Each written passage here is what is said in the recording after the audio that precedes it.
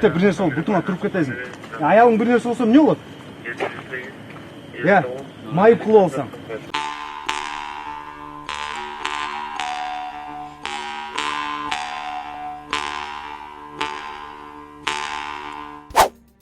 Балбак Төлөбаевдин Ысык Көл облусунун жетектери айтылды.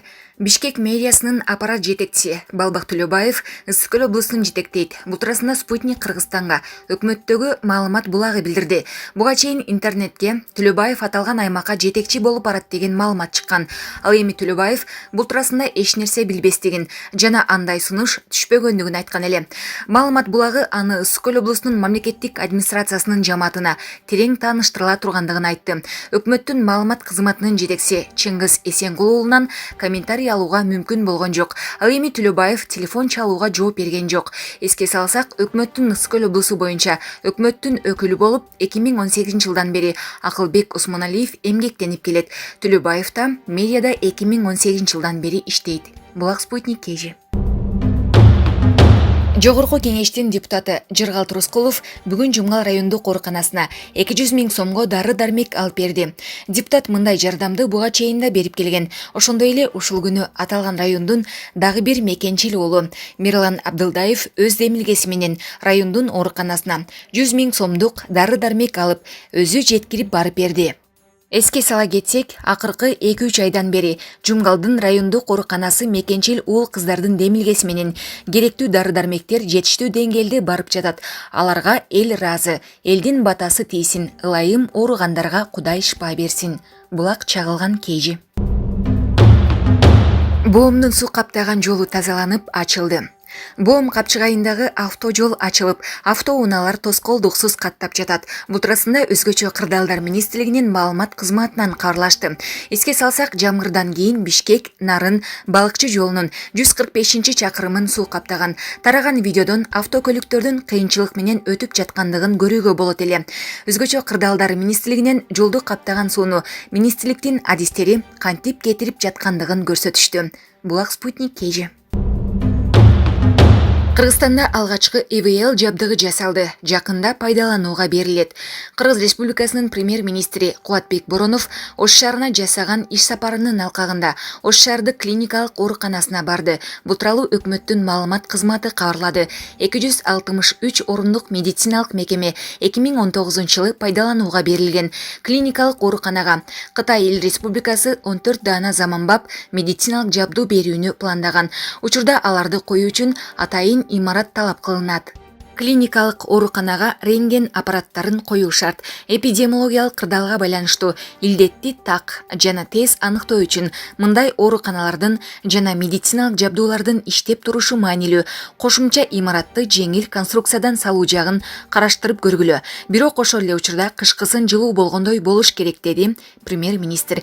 Ошондой эле өкмөт башчы Ош шаарындагы Кыргыз унаа курулуш заводунун ишмердүүлүгү менен таанышты. Ишкана электробустар менен эски керектүү жабдууларды чыгарууга адистешкен. Мындан тышкары өпкөнү жасалма дем алдыруучу аппараттарды ИВЛ чыгаруу пландалган. Сыноо үчүн бирөө жасалды. Кубатбек Боронов медициналык жабдууну тез арада Бишкек шаарына жиберип, адистердин сыноосунан өткөрүүнү сунуш кылды. Булак Назар Ньюс KG.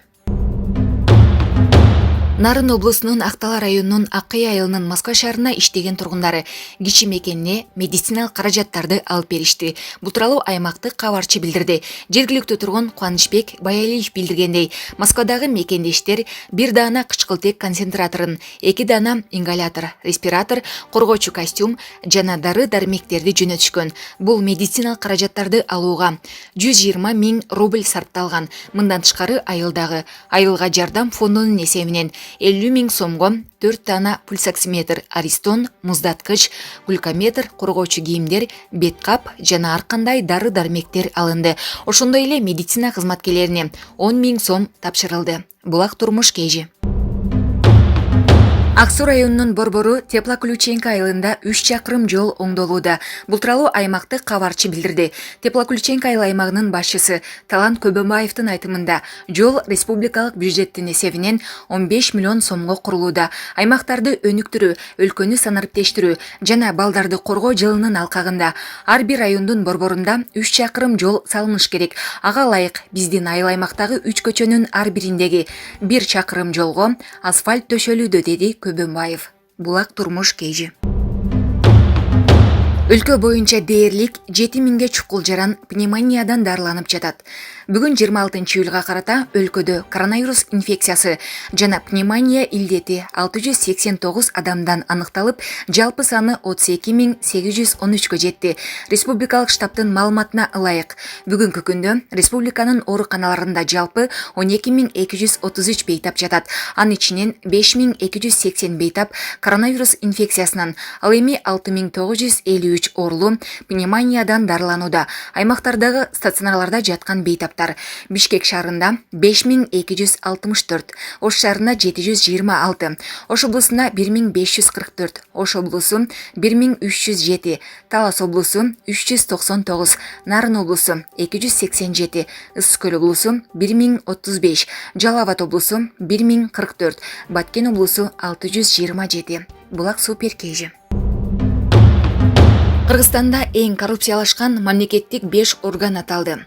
Улуттук статистика боюнча коррупциялашкан бийлик органдарынын рейтингин чыгарды. Анда 2020 жылдын 1-жарым жылдыгына карата элдин мамлекеттик жана жергиликтүү өз алдынча башкаруу органдарына болгон ишеним индекси жыяланган. Белгилей кетсек, индекс +100 жана -100 балдык шкала менен эсептелет.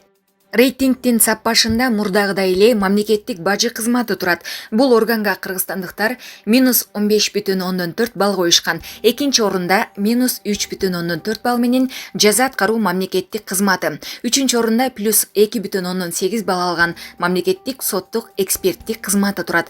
Коррупцияга белчесинен баткан органдардын 4-чү оруну салык кызматы менен архитектура, курулуш жана турак жай коммуналдык чарба агенттигине ыйгарылган.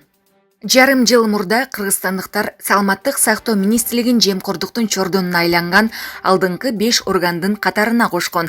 Бул ирет аталган ведомство 8 балл менен антирейтингдин 7-чи сабында турат. Ошол эле учурда жергиликтүү бийлик органдарында коррупция аз деп баалашкан. Элдин ушундай эле баасына этностор аралык мамилелер жана жергиликтүү өз алдынча башкаруу иштери боюнча агенттиги менен өкмөттүн облустардагы өкүлчүлүгү татыган. Эки орган тең 49,5 балл алган. Булак Спутник KG.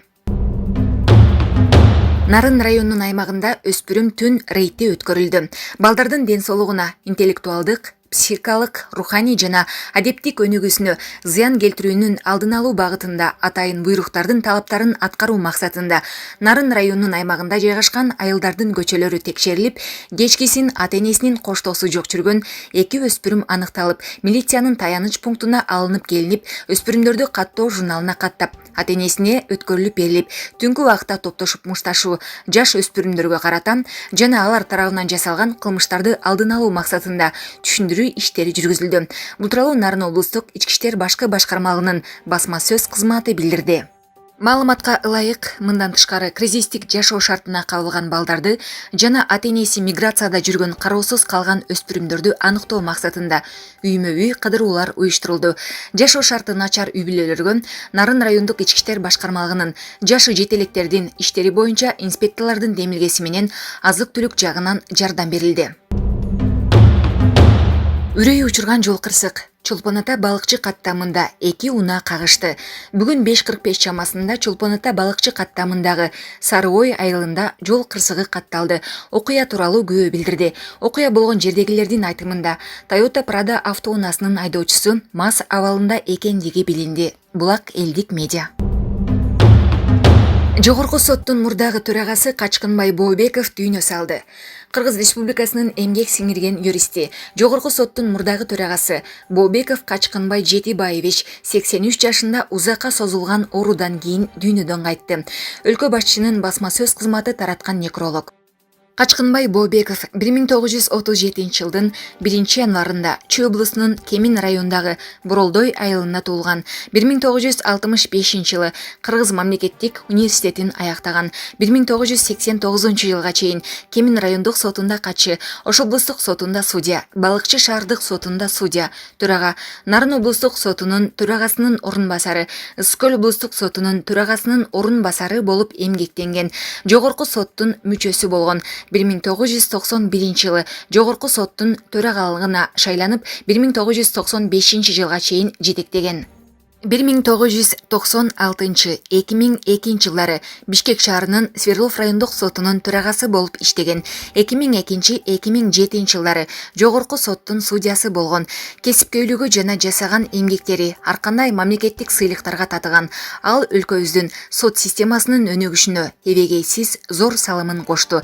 Элибиз чоң жоготууга учурады. Жакындары жана туугандарынын орду толгус оор жоготуу аза кайгысын тең бөлүшөбүз. Булак элдик медиа.